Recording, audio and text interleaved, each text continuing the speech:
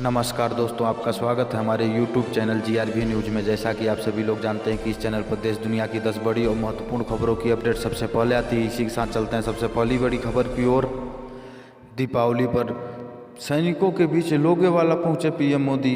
दीपावली के मौके पर पिछले 7 सालों से लगातार जवानों के बीच दिवाली मना रहे पीएम मोदी इस बार भारत पाक सीमा पर जैसलमेर के लोगेवाला पहुंचे। पीएम मोदी ने जवानों को 130 करोड़ भारतवासियों की तरफ से दीपावली की बधाई दी। इस दौरान लोगेवाला में सैनिकों को संबोधित करते हुए पीएम मोदी ने चीन और पाकिस्तान दोनों को सख्त संदेश दिया। उन्होंने कहा कि दुनिया की कोई भी ताकत हमारे वीर जवानों को देश की सीमा की सुरक्षा करने से नहीं रोक सकती है।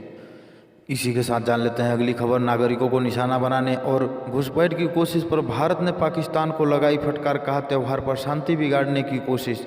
जम्मू कश्मीर में सीज फायर का उल्लंघन करके निर्दोष नागरिकों को निशाना बनाए जाने और गोलीबारी की आड़ लेकर घुसपैठ की कोशिश को लेकर भारत ने पाकिस्तान को जमकर फटकार लगाई है। विदेश मंत्रालय ने शनिवार को पाकिस्तान उच्चायोग के प्रभारी को तलब किया और बिना किसी उकसावे के पाकिस्तानी सैनिकों द्वारा संघर्ष विराम उल्लंघन पर विरोध दर्ज कराया।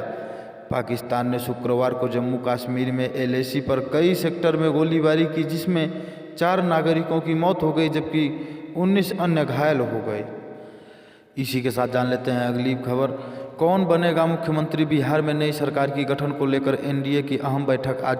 बिहार में नई सरकार के गठन को लेकर बिहार में NDA के चारों घटक दल जदयू, भाजपा, हम और VIP के विधानमंडल दल की बैठक 15 नवंबर को होगी, जिसमें नेता का चयन होगा। शुक्रवार को राजधानी पटना में एक अड़े मार्ग स्थित चारों दलों की बैठक के बाद मुख्यमंत्री नीतीश कुमार ने खुद NDA की इस बैठक की जानकारी मीडिया को दी। नीतीश ने बताया कि 15 नवंबर को दोपहर 12:30 बजे NDA के चारों दलों की विधानमंडल दल की संयुक्त बैठक होगी। इसमें NDA विधानमंडल दल के नेता का चुनाव होगा। साथ ही सरकार गठन को लेकर सारे निर्णय इसी बैठक में लिए जाएंगे। इसी के साथ जान लेते हैं अगली खबर। गरीबों के चेहरे पर खुशहाली लाना है दिवाली की सार्थकता। मुख्यमंत्री योगी आदित्यनाथ ने वनटागिया गांव जंगल तिनकोहिया नंबर 3 में वनवासियों के बीच दिवाली मनाते हुए कहा कि गरीबों के चेहरे पर खुशहाली लाना ही दिवाली की सार्थकता है। सबका साथ सबका विकास के मंत्र पर चलते हुए हम इस बात के लिए दृढ़ संकल्पित हैं कि विकास की परियोजनाओं का लाभ हर व्यक्ति तक पहुंचाएंगे। क्रमशः आगे पीछे हो सकता है, लेकिन समाज का एक भी व्यक्ति इससे वंचित नहीं रहेगा। इस अवसर पर मुख्यमंत्री ने वनटागिया गांव के लिए 65.77 लाख रुपए की विकास परियोजना, खड़ंजा सामुदायिक शौचालय, पंचायत भवन, आंगनवाड़ी केंद्र का लोकार्पण व शिलान्यास करने के साथ प्रधानमंत्री आवास योजना के तहत 10 लाभार्थियों को स्वीकृति पत्र, पुष्टाहार योजना के तहत 10 लाभार्थियों को ड्राई राशन पैकेट व वनटागिया स्कूल के 10 बच्चों को अपने हाथों से स्कूल ड्रेस स्वेटर वितरित किया। इसी के साथ जान लेते हैं अगली खबर। किसानों को अब पराली जलाने की नहीं पड़ेगी जरूरत। अरविंद केजरीवाल ने बताया प्रदूषण से बचने का समाधान। मुख्यमंत्री अरविंद केजरीवाल ने कहा, उत्तर भारत में प्रदूषण का कारण बना पराली के समाधान के लिए बायोडिकम्पोजर तकनीकी बहुत ही कारगर साबित हुई है। उन्होंने कहा कि पूसा इंस्टीट्यूट के वैज्ञानिकों ने 24 गाँवों में जाकर पराली पर बायोडिकम्पोजर के छिड़काव से मिले परिणाम को सकारात्मक बताया है, जिसमें छिड़काव के 20 दिन बाद 70 से 95% पराली गलकर खाद में तब्दील हो गई। इसे अब सभी राज्यों में लागू करना चाहिए। मुख्यमंत्री अरविंद केजरीवाल ने प्रेस कॉन्फ्रेंस के जरिए बताया कि हम एयर क्वालिटी कमीशन में याचिका दायर करने जा रहे हैं और कमीशन से इस घोल का प्रयोग सभी राज्यों में अनिवार्य रूप से करने के लिए दिशा निर्देश जारी करने की मांग करेंगे। इसी के साथ जान लेते हैं अगली खबर। दीपावली पर केजरीवाल ने दिया तोहफा, बेघरों के लिए 89,400 फ्लैट बनाएगी दिल्ली सरकार। दिल्ली सरकार ने दिवाली पर बेघरों के लिए 89,400 फ्लैट बनवाने की घोषणा की है। मुख्यमंत्री अरविंद केजरीवाल सरकार ने शुक्रवार को शहरी विकास मंत्री सत्येंद्र जैन व दिल्ली शहरी आश्रय सुधार बोर्ड डूसिब के अधिकारियों के साथ हुई बैठक में यह निर्णय लिया है। फ्लैट का निर्माण 3 चरणों में 2025 तक पूरा होगा। पहले चरण में कुल 41,400 फ्लैट बनाए जाएंगे, जिसकी कुल लागत 3112 करोड़ रुपए आएगी।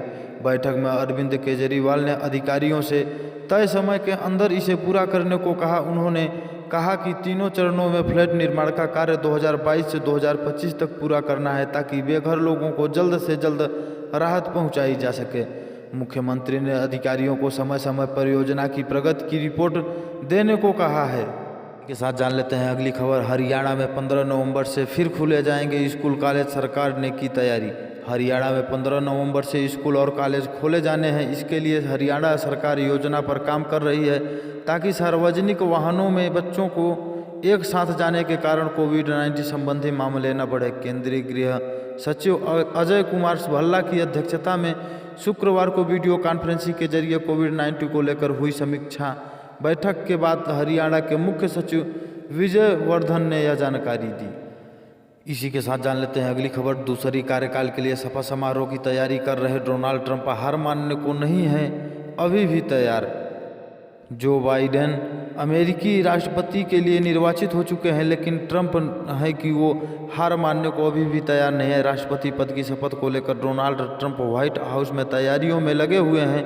एक अमेरिकी समाचार चैनल ने व्हाइट हाउस की प्रेस सचिव कायली मैकइनेनी से जब पूछा गया कि डोनाल्ड ट्रंप जो बाइडेन के राष्ट्रपति शपथ समारोह में शामिल होंगे कि नहीं, तो उन्होंने कहा कि ट्रंप की योजना है कि वे अपने स्वयं के शपथ समारोह में शामिल हों। मैकइनेनी ट्रंप के चुनावी अभियान के वरिष्ठ सलाहकार के रूप में दिखाई दी थी। फॉक्स बिजनेस समाचार चैनल ने जब उनसे पूछा कि क्या ट्रंप बाइडेन के समारोह में शामिल होंगे, तो उन्होंने कहा कि राष्ट्रपति ट्रंप का मानना है कि वह ही राष्ट्रपति होंगे और यह उनका दूसरा कार्यकाल होगा। ट्रंप की शीर्ष सहयोगी ने आगे कहा कि चुनाव में हुई धांधली को लेकर मुकदमेबाजी हमारा पहला कदम है और जनवरी में होने वाले शपथ समारोह तक कानूनी लड़ाई के अभी कई कदम बाकी हैं।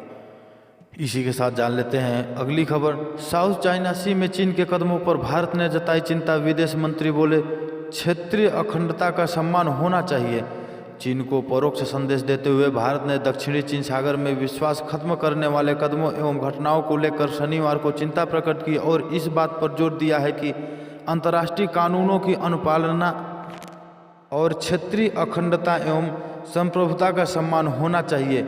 विदेश मंत्री एस जयशंकर ने 15वीं पूर्वी एशियाई शिखर बैठक EAS को संबोधित किया और इसमें हिंद प्रशांत क्षेत्र के बारे में बात की। जयशंकर ने हिंद प्रशांत क्षेत्र के लिए हाल ही में कई देशों की ओर से घोषित नीतियों का हवाला देते हुए कहा कि अगर अंतर्राष्ट्रीय सहयोग को लेकर प्रतिबद्धता हो तो विभिन्न दृष्टिकोण का समायोजन रखना कभी चुनौतीपूर्ण नहीं होगा। यहीं पे समाचार समाप्त होता है। इसी प्रकार के समाचार को पाने के लिए इस चैनल को सब्सक्राइब करें और ज़्यादा से ज़्यादा शेयर करें।